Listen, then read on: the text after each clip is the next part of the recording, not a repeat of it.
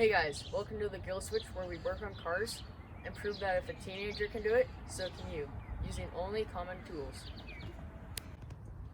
Today we're going to be working on a 1966 Buick Skylark, and we have a few things to do to it, but today we cannot get it started and it's completely dead, so we think it's the battery, so let's go check it out. We're working on a pre-70s car, so that means the hood release is in the grill, unlike the cabin like today's cars. So it has a double lock system like normal cars. So you just have to press the hood release twice and then you have it open. As you can see, the hood is held up by springs, so that means you don't need to put a hood support system on. I got the multimeter that we picked up at Canadian Tire for like 10-20 bucks. And as you can see here, this is the AC side, this is the DC, and we're gonna be using the DC side, and it's a 12-volt battery, so we're gonna put it to 20. So first we're going to look at the top of the battery terminals just to make sure that the battery is charged. So you want to put red to red, black to black. And as you see, we get 12 volts, so that means the battery is charged up. Okay, now that we know that the battery has power, we want to make sure that power is getting to the car. To do that, we're going to check the battery terminal connectors and make sure the power is present there and that they haven't corroded, broken, or otherwise been soiled. As you can see, we are getting some charge, but the charge is inconsistent. We check a couple areas, and there's certain areas we're not getting a charge. So we think that the battery terminal connectors may be part of the problem, causing our car not to start.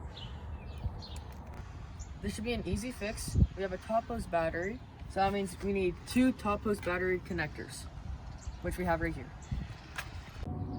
Taking off the battery terminals are easy because you need a 13mm box wrench, and all you do is you go up to the nut. You want to start low because it's difficult to get past that part, and then you just want to twist until you can take the terminal off. We're going to finish unscrewing the connectors and we'll get back to you. So if you look at this terminal connector, you can see all the corrosion, the dirt, and the crack, which could all contribute to our problem. If you take a look at these connectors, you can see that it's a self-locking bolt, which means you only need to loosen it from the top and these will stay put. The connectors need a 12mm box wrench, so we grab that, we're going to loosen them up, and we'll see you in a bit.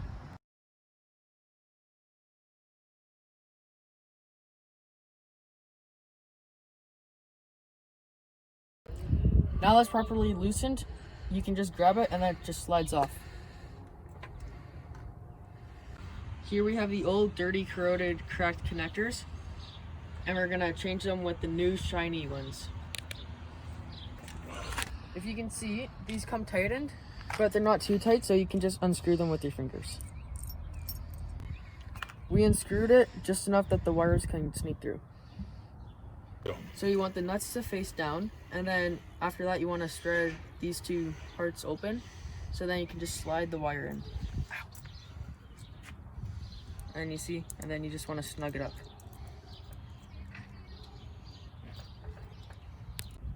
We're going to put this other connector on the cable and then tighten up with the 12mm wrench, and we'll get back to you.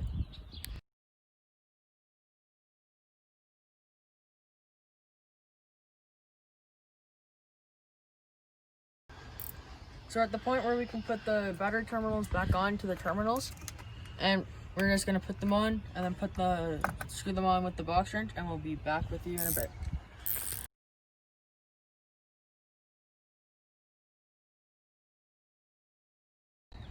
So we turn up the connectors, we're going to go get the voltmeter to make sure that everything has power.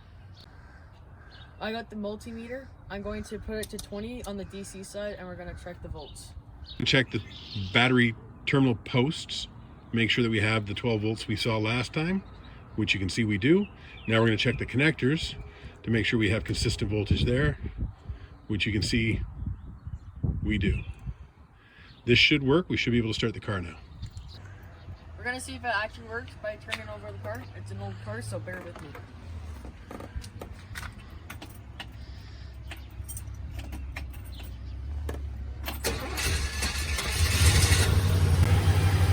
As you can see, our connector change has been a success, but since it's an older car, we need to hit the gas so then the rev goes down.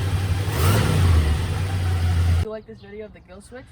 If you did, give it a thumbs up, maybe hit the subscribe button. And if you didn't, put down in the comments what do you think I could do better.